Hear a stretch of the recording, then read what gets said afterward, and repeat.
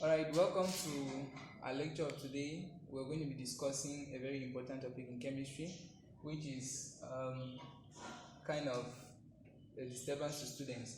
But I'm going to make sure to simplify the topic so well that it is going to be of help to you. So we're going to be discussing chemistry, and this topic is on physical chemistry, and the topic is acid-base equilibrium. Acid-base equilibrium.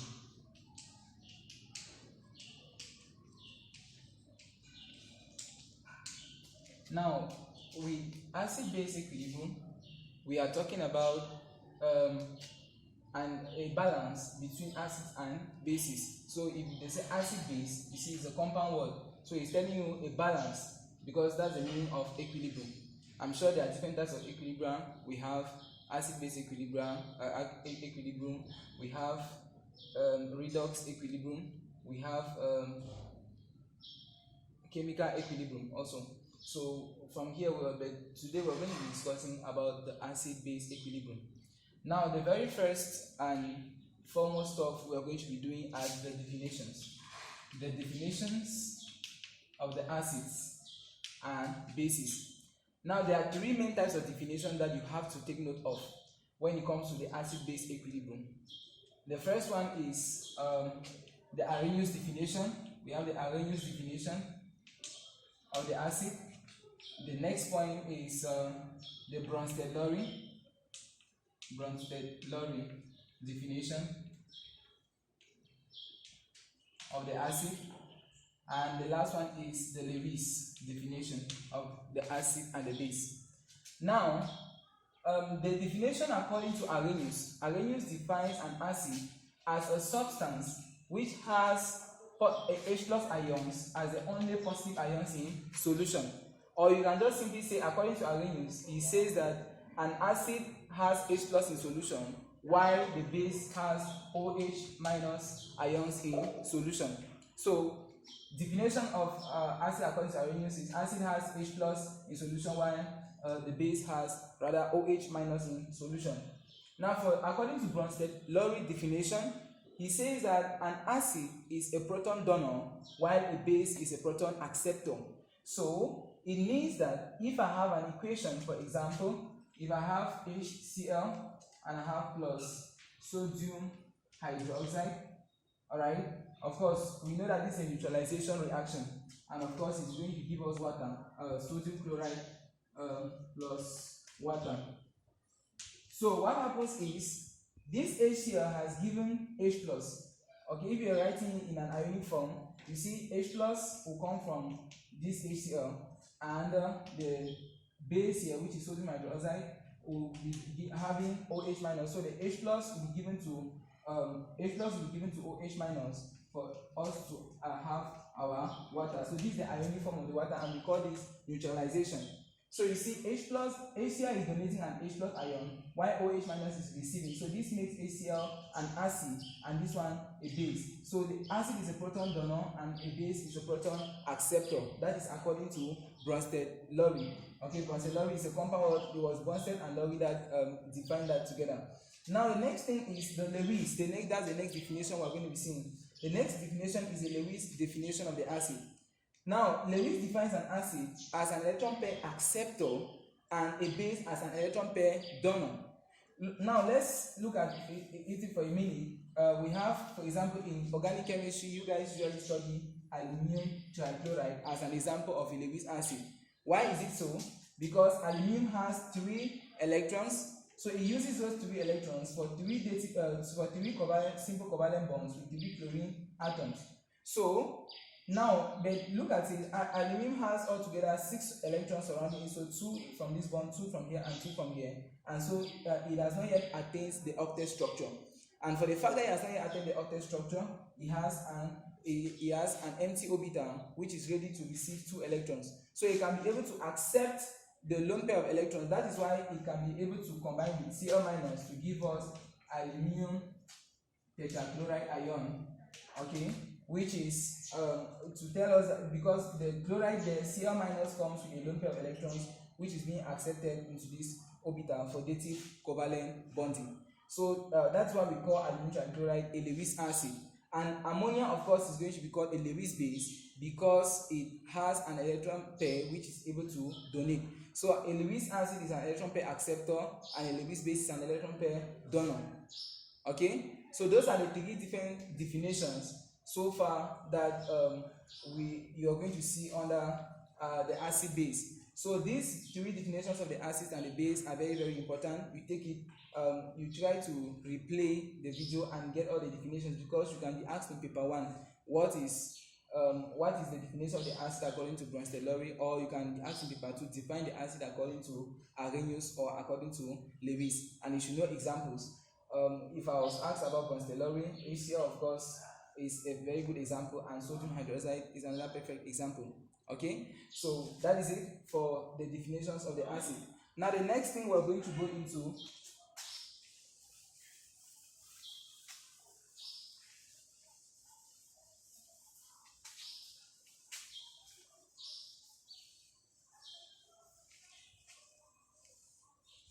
apart from the definitions, we are going to go into the conjugate acid base pairs. What are conjugate acid base pairs?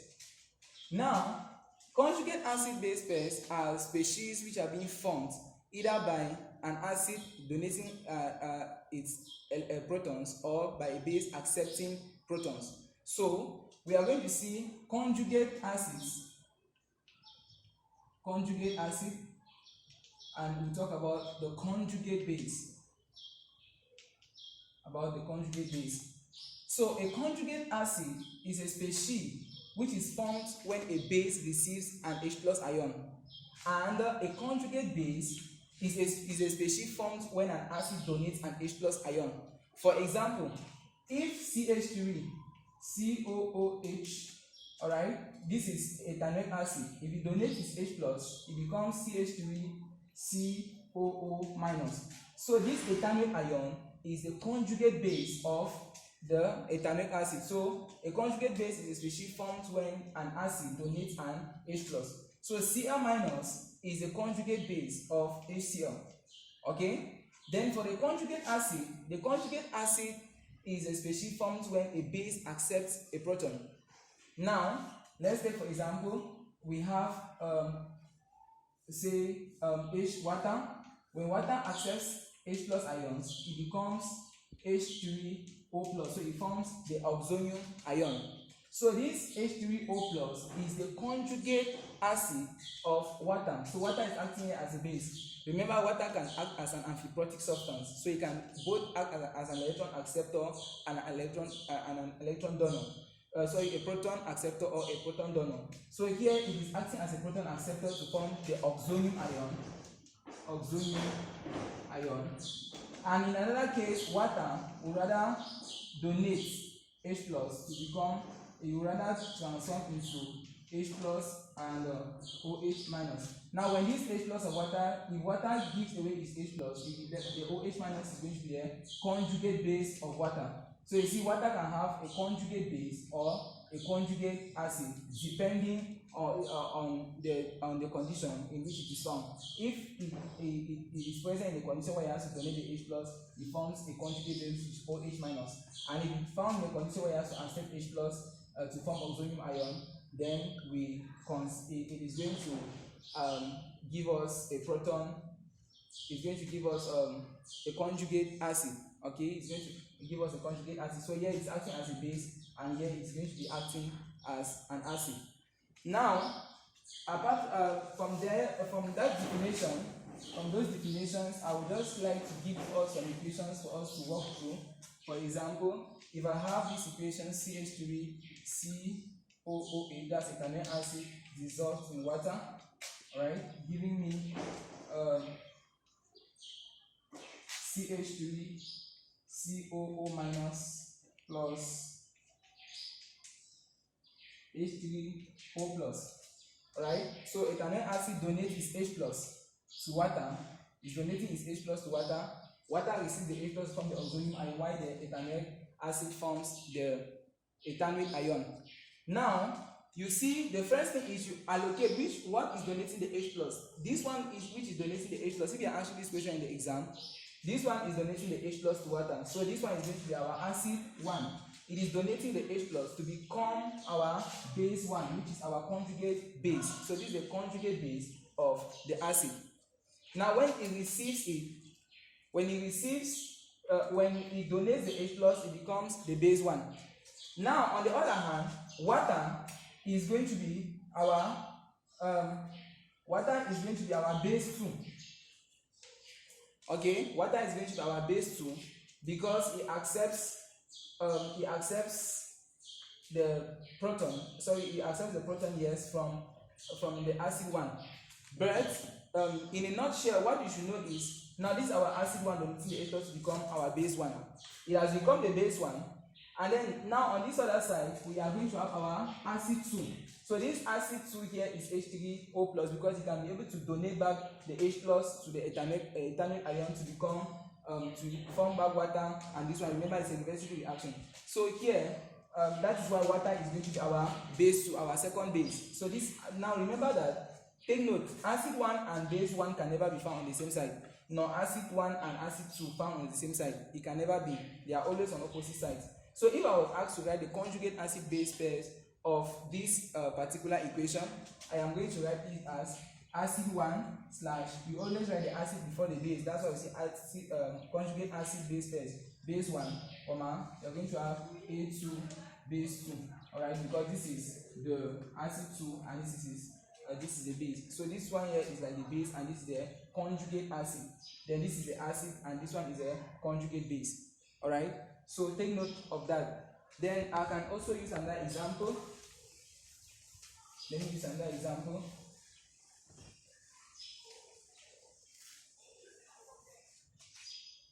Another example can be HCl reacting with water, or let me say, yeah, HCl reacting with water in order to give us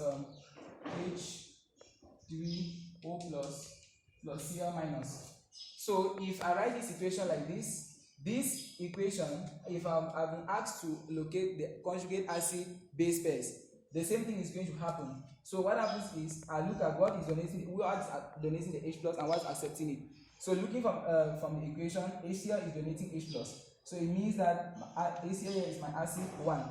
It is donating the H plus to become what? Cl minus. So Cl minus is going to be my base 1. Alright? And the acid here is being, the H plus is being accepted by water to form H3O plus. So H3O plus can donate. Here it is what is containing the proton, so it is here, it can act as a proton donor. So it is the acid 2, and this one here is my base 2. Okay, so of course you still follow the same order: acid 1 slash base 1, then acid 2 slash base 2. So that is all about the conjugate acid base pairs. You know the definition, you know how to extract them from the equation, and you're fine. All right, then let's move on to another thing.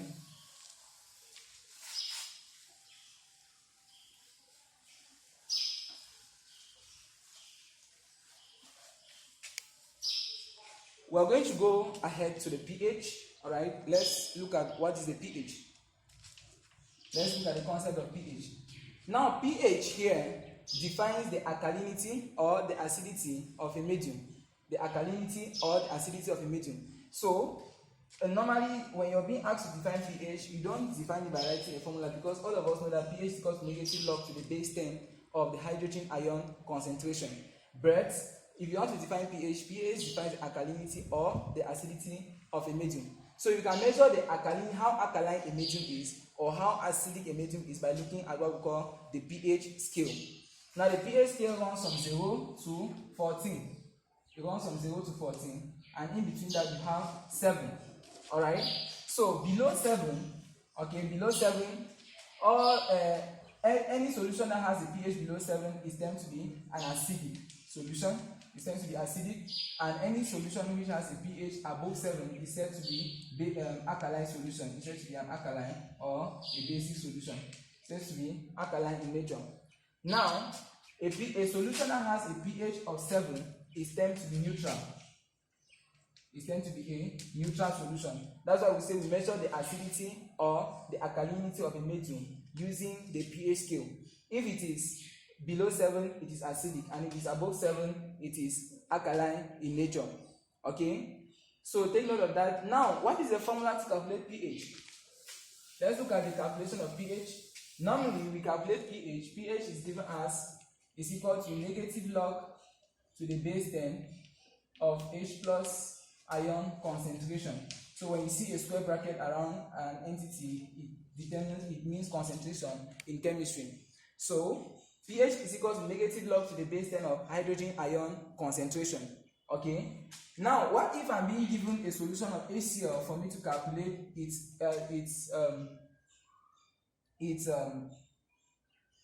pH?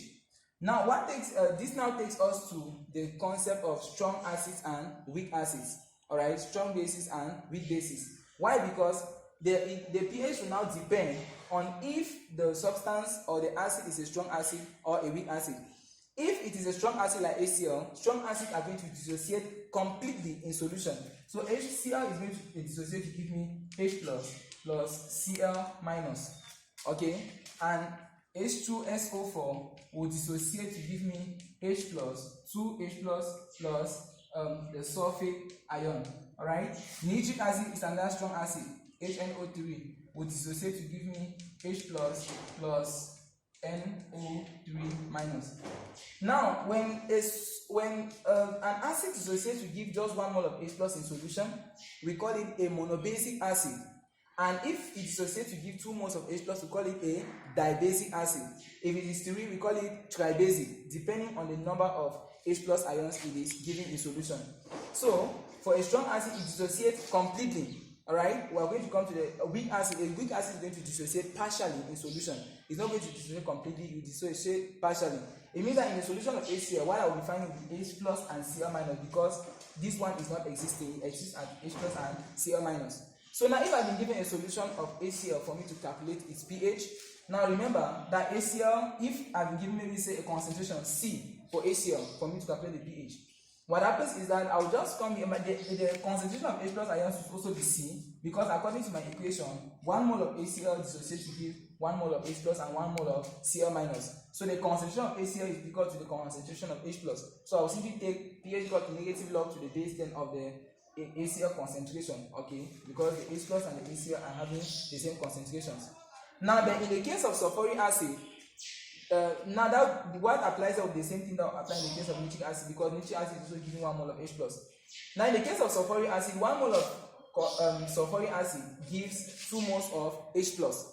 So it means that if I want to calculate the pH here, if say the concentration of HCl here is C, sulfuric acid is C, that of H plus would rather be what? 2C. So if you have been given a certain concentration of sulfuric acid for you to calculate its pH, what you do is that you multiply that concentration by 2 to get that of the H plus ions is going to give in solution for you to be able to calculate the pH. So its pH will be given by negative log to the base 10 of 2C instead of just C, as opposed to that in HCl.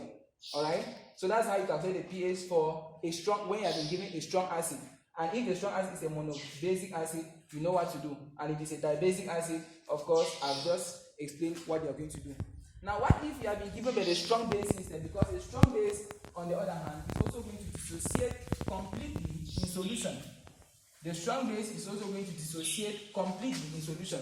Examples of strong bases are sodium hydroxide. You can dissociate to give us sodium plus OH minus. You can have potassium hydroxide, which will dissociate to give us potassium plus OH minus. Alright? Then you can also have let's say calcium 2 plus or calcium hydroxide, which dissociates to give us calcium 2 plus 2 OH minus. Alright? Now, what you do here is, if you have been given sodium hydroxide, for example, for you to calculate its pH. Now you see, sodium hydroxide does not have OH minus, it rather dissociates to give an OH minus and not H plus. And pH is defined as negative log to the base 10 of H plus ion concentration. Okay? So, what are we going to do? The first thing that you're going to do is to calculate what we call the pOH. So pOH, that takes us to another formula. pOH equal to negative log to the base 10 of hydrogen OH minus ion concentration in solution. This is for the base. So POH will be equal to negative log to the base 10 of that. Of course, the same thing will apply. If sodium hydroxide was given a concentration of C, you see the concentration of OH minus also be the same as the concentration of sodium hydroxide, because 1 mole of sodium hydroxide here dissolves to give 1 mole of OH minus in solution according to our equation. The same thing for potassium hydroxide. Now, when it comes to calcium hydroxide, instead, if they give you a certain concentration here, C, alright, the concentration of OH minus here is going to be 2C, because 1 mole of calcium hydroxide dissolves in solution to give us 2 moles of OH minus ions in solution. So it means that our POH for calcium hydroxide would rather be negative log to the base 10 of 2C. Okay? Now, after you have gotten the POH, that does not end there. You were asked to calculate the pH and not the POH. So what we do next is that now takes us to another formula. You now apply the relationship pH plus POH is equal to 14. Alright, this is the relationship we apply. pH plus POH is equal to 14. So from here, you can now be able to make pH a subject. So pH will be equal to 14 minus POH. Okay, 14 minus POH, and that is it, right? So after you calculate the POH for the hydroxide or for the base, following the rules I just explained to you, you can now be able to calculate the pH of the basic solution using pH plus POH equal to 14. You make pH the subject equal to 14 minus POH, and you get your pH. Alright, so that's how to calculate the pH when you have been given a strong acid, or when you have been given, I've explained what you do when it's a strong acid and it's monobasic or dibasic, and I've explained what you do in terms of when they give you to calculate the pH of a base. Now let's move on to weak acids and weak bases. Let's move on to weak acids and weak bases.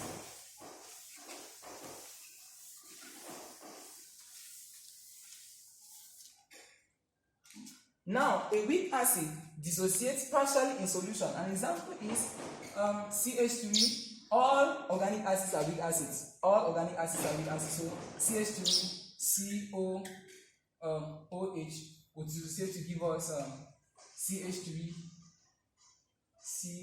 COO minus, supposed to be a reversible reaction, plus H plus. Okay, plus H plus. So that's what we're having. That's what it dissociates to give us. So that's an example of a weak acid. But generally, we always use a weak acid to be in the form HA. So this one like that will be representing, this one will be representing this whole component, the conjugate base. Alright, and H plus here will be representing the only H plus ion which is going to give. Although it has many hydrogen ion atoms, but it's going to donate only one. It is only able to donate one in solution. Okay, so what we do is, if this is our general acid and it dissociates partially in solution, it's going to give us H plus and A minus. Now HA is a weak acid, so it dissociates partially to give H plus and A minus. It means that out of maybe say 1,000 molecules, you can have about 5 molecules or 10 molecules dissociating to give us H plus and A minus. But how do you calculate its pH? Alright, there's what we call the acid constant, okay, equilibrium constant of the acid. So the equilibrium constant of the acid Ka, just like you know about the equilibrium constant, okay, of maybe a chemical equation. But this one is going to be the constant, equilibrium constant of the acid. So Ka will be given as concentration of the products, right? Product of the product of the concentration of the products, each raised to its stoichiometric coefficient, alright, divided by that at equilibrium. So this is Ka for an acid. Now, but we know that, so this implies that Ka times Ha, this is the concentration of the acid given, alright, equal to concentration of H plus times the concentration of A minus. Okay. Now, what do we know? Remember that if, let's say, we have 5 molecules of the acid dissociating, it's going to give 5 moles of H plus and 5 moles of A minus. So it tells us that what the concentration of H plus in solution is the same as the concentration of A minus in solution, because if one acid breaks, it will give 1 mole of H plus and 1 mole of that, so they are equal, alright?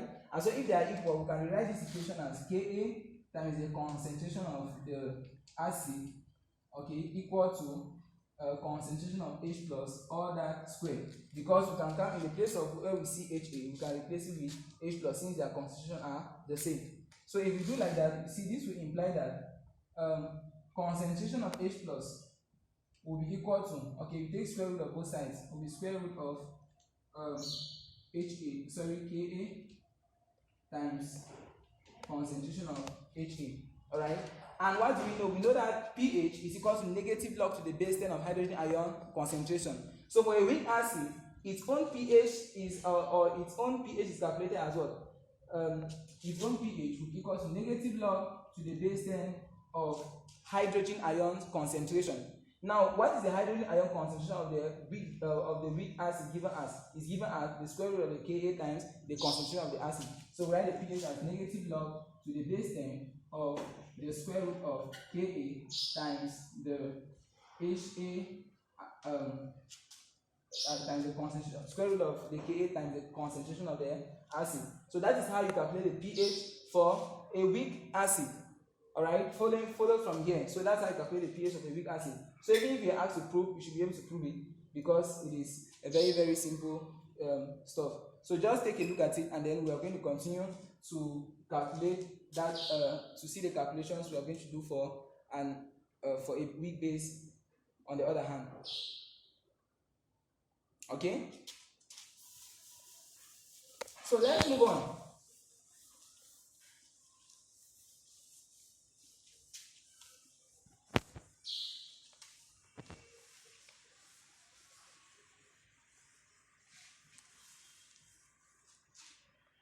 Now, the next stuff we are going to be looking at is for the base, weak base. So a weak base is going to dissociate partially in solution. A weak base dissociates partially in solution.